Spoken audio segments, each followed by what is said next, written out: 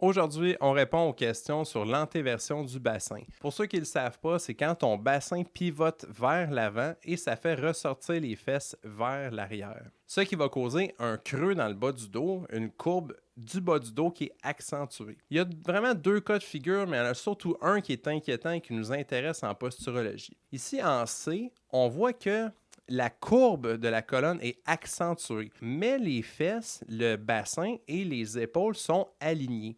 Donc, à ce moment-là, la force de gravité peut bien se répartir et on n'a pas vraiment de problème. C'est sûr que ce n'est pas une posture optimale, mais ce n'est pas le plus grave. Ensuite, en B, ici, on a ce qu'on appelle un plan scapulaire antérieur, c'est-à-dire que tout le thorax, tout le tronc est avancé vers l'avant, comme s'il y avait une translation vers l'avant, ce qui donne l'illusion qu'on a une antéversion du bassin, l'illusion qu'on a les fesses vers l'arrière, mais dans les faits, c'est tout le tronc qui penche en avant. À ce moment-là, la force de gravité est mal répartie, on accumule des tensions, on fait forcer les muscles de la chaîne postérieure, les mollets, l'arrière des cuisses, les fessiers, et ça, on va souvent avoir des problématiques, des inconforts au niveau sciatique, des muscles tendus dans les fessiers.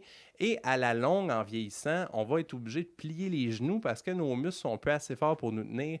Et là, on se retrouve penché par en avant. Tôt ou tard, on a la marchette pas mal plus vite avec cette posture-là. C'est la posture qu'il faut corriger le plus rapidement possible. C'est celle qui vous coûte le plus cher en énergie, qui réduit votre performance dans les sports. Si vous voulez améliorer votre posture, que c'est votre cas, que vous soyez en B ou en C, vous pouvez travailler avec moi en posturologie ou continuer à me poser des questions et ça va me faire plaisir de vous répondre en vidéo.